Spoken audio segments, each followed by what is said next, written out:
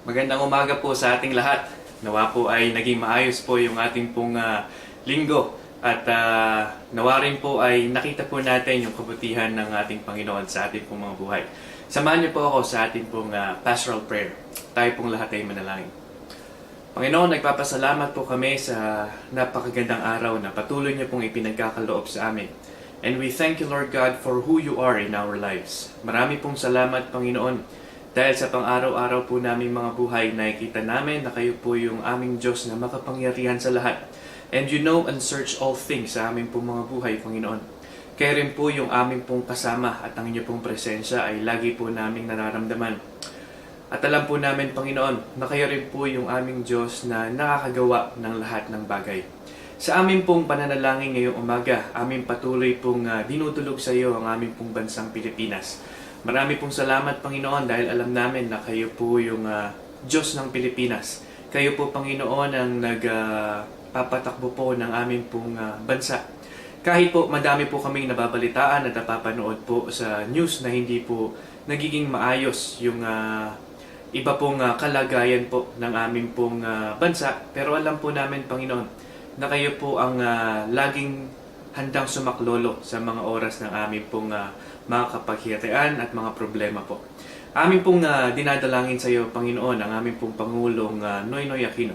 Kayo po, Panginoon, ang magbigay po sa kanya ng katalinuhan, sa kanya pong pangunguna sa aming pong bansa. Dalangin din po namin ang kanyang gabinete, ang mga senators, ang mga congressmen, hanggang sa mga city mayors. Kayo rin po patuloy ang manguna hanggang sa pinakamababa po na leader ng aming pong bansa.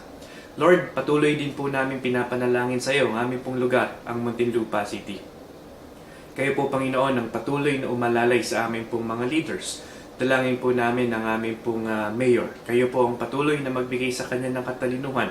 Nawa po, Panginoon, patuloy mo pong pagpalain ang kanya pong mga programa at ang kanya pong mga plano para po sa ikagaganda ng Muntinlupa. Dalangin din po namin, Panginoon, patuloy ang kanya pong mga kasama sa kanya pong pangunguna. Nawa po, Panginoon, sila po ay magtulong-tulong at magkaisa para sa ikabubuti po ng aming pong lugar. Dalangin namin patuloy, Panginoon, na kayo po ang patuloy na mag-bless sa Muntinlupa sa pangunguna po ng aming pong mayor. Dalangin din po namin, Panginoon, ang amin din pong iglesia, ang Jesus the Good Shepherd Church of Muntinlupa. Kami po ay itinatag mo, Panginoon, upang ma-reach out po namin ang mga communities, ang mga school, at ang aming pong mga mahal sa buhay para po makakilala sa iyo at tanggapin, Panginoon, ang inyong pong mabuting balita. Lord, patuloy po namin dinadalangin ang aming pong iglesia, especially our leaders, aming pong mga elders, ang aming pong mga deacons, ang aming pong mga leaders ng mga ministries, and also sa lahat po ng volunteers na patuloy pong naglilingkod para sa iyo, sa iyong pong ikakapuri at kakatanghal ng iyong pangalan. Panginoon, patuloy mo po kaming gamitin. At dalangin din po namin, Panginoon, sa aming pong paglilingkod sa iyo ay patuloy mo rin pong baguhin ang aming pong mga buhay. Lord, patuloy din po namin pinapanalangin ang aming pong mga members. Probably some of them ay nasa banig po ng karamdaman. Kayo po, Panginoon, ang patuloy na magpagaling sa kanila. At dalangin din po namin, Panginoon, na patuloy mo pong pag-alabin ang kanilang pananampalataya sa iyo. Lord, ikaw po ang aming pong itinataas sa aming pong iglesia. At nawa po, Panginoon, patuloy ka po naming madakila sa aming pong mga buhay. Dalangin din po namin, Panginoon, ang aming pong mga events at mga programa po ng aming pong iglesia. Dalangin po namin ang nalalapit po na prayer and fasting week namin sa last week po ng July hanggang sa first week ng August. At dalangin din po namin, Panginoon, yung aming pong mga preparations para po sa aming 40 days of the Word. Nawa po, Panginoon, patuloy mo po kaming gamitin at mga journey group leaders sa kanila pong pagre-ready, sa kanila pong aming pong mga programa para sa iyo. At dalangin po namin, Panginoon, patuloy mo po kaming pagpalain at kayo po, Panginoon, ang maitanghal namin sa aming pong worship service ngayong umaga. Patuloy din po namin dinadalangin si Pastor Jomer as he speaks for this morning. Kayo po, Panginoon, ang magbigay po sa kanya ng katalinuhan. At itago niyo po siya, Panginoon, sa iyo pong presensya. At nawa po ay marinig po ng lahat ng inyo pong mensahe ngayong umagang ito. Sa pangalan ni Jesus, Amen. Amen.